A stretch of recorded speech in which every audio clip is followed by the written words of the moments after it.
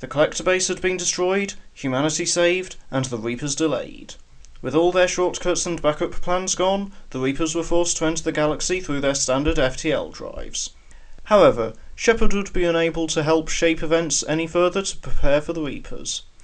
The cost of destroying the Alpha Relay forced her to return to Earth to answer for it, in the hope of preventing tensions between humanity and the Praetorians from escalating. Fortunately, either before or after she was recalled to Earth, the various squadmates Shepard had gathered to help defeat the Collectors had gone their separate ways, and, while some simply returned to the types of lives they had lived prior to meeting Shepard, for better or worse, most began making up for past mistakes or preparing for the inevitable.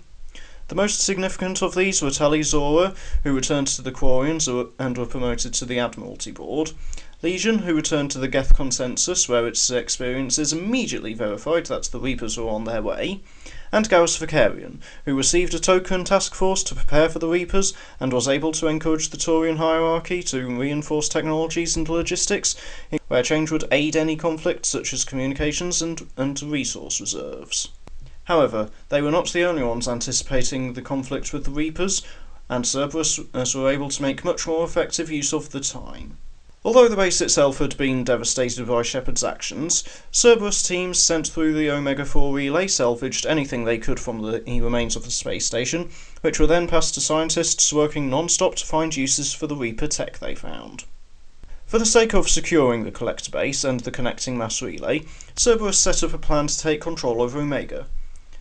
Using the cover of an outbreak of adjutants, husk-like creatures that carried something akin to a conventional zombie virus, to ally with Aria T'Loak and draw her away by faking a retreat, they took her absence as the opportunity to take their target. Once she had been cast out from her own station, Aria initially attempted to retake it and form a short-lived resistance, but was forced to drift across the galaxy or witness the destruction of Omega. Eventually, she ended up at the Citadel roughly 3 weeks before the Reapers started their war in earnest, where she almost immediately set about plotting her revenge, but it would be months before she could be able to return to Omega. Elsewhere, the Illusive Man began to direct resources to the establishment of Sanctuary on the colony horizon, ensuring it was already complete and ready for its dark purpose before the Reapers arrived at the galaxy. Restarting experiments on husks and other forms of Reaper tech, using data gathered from subjecting a former Cerberus agent to indoctrination as a starting point. Along with this, they also began rapidly expanding their numbers, using repurposed Reaper tech to enhance and better control their troops, but ignoring reports suggesting that indoctrination was already beginning to influence them.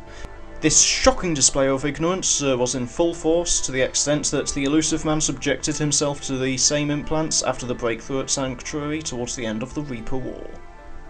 While Cerberus's expansion did not go unnoticed by the other species, it would be largely unaddressed by them as the Reapers neared the galaxy. Knowing the location of the Shadow Broker base, Cerberus also attempted to seize it from Liara T'Soni, who, after she and Shepard had defeated the previous Shadow Broker, had been attempting to use the resources of the base to find a way to stop the Reapers. Although Cerberus was unsuccessful, they still continued to encounter Liara during her quest, one which saw her visit Prothean sites across the galaxy.